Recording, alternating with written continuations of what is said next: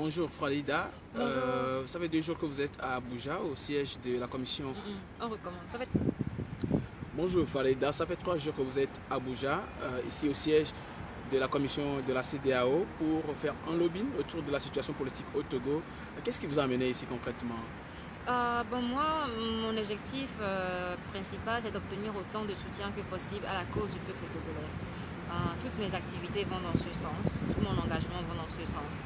Le peuple togolais veut le changement, le peuple togolais veut le départ de Faure Gnassingbé et il faudrait que les institutions qui sont supposées représenter et protéger les intérêts du peuple togolais puissent soutenir notre peuple dans cette démarche. Vous avez pu discuter avec certains fonctionnaires ici à la commission de la CEDEAO. Qu'est-ce que vous avez pu obtenir d'eux?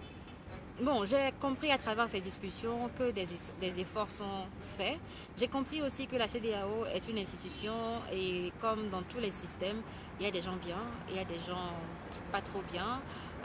Mais la réalité est qu'il y a des individus qui croient sincèrement en le combat du peuple togolais, qui sympathisent avec nous, qui sont peinés par les rouages du système qui les empêchent d'agir comme il le faut. Et il y a des gens aussi qui sont là pour servir les intérêts de nos gouvernements, qui font tout pour empêcher les tentatives de ces bonnes personnes qui essaient d'aider les peuples.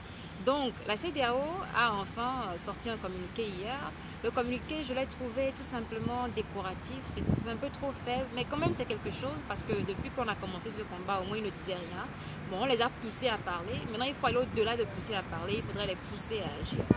Et vous avez rencontré aussi des activistes africains ici à Abuja. Ouais. Qu'est-ce que vous avez discuté avec eux? Ça, c'est la chose la plus importante parce que, vous savez, quand ces institutions, nous devons savoir que ces institutions sont nous. De la même manière que les jeunes Togolais, les jeunes Africains refusent de s'engager en politique, comme quoi tous les politiciens sont mauvais, les opposants sont corrompus, le gouvernement aussi est corrompu. C'est pareil avec les institutions. Ils font partie des systèmes politiques, que ce soit au niveau national, régional, international.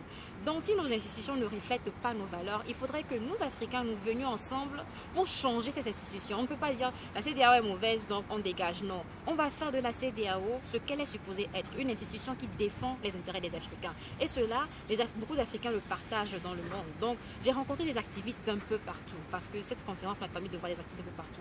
J'ai vu des Nigérians, des Camerounais, des Ivoiriens, des Maliens, des Gambiens qui sont surexcités, qui veulent nous aider. Par exemple, au Nigeria, ici, il y a des organisations comme CDD West Africa, Center for Democracy and Development, Alpha Reach. Nous avons d'autres organisations comme le African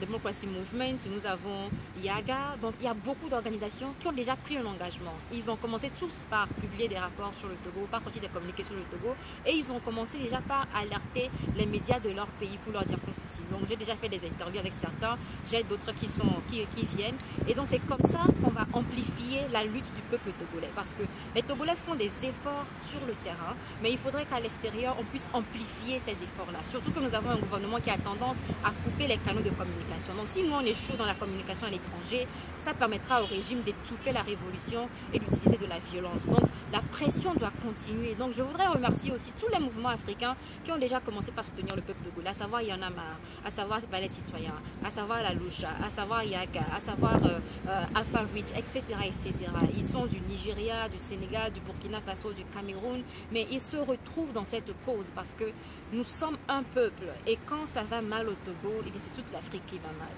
Merci. Merci.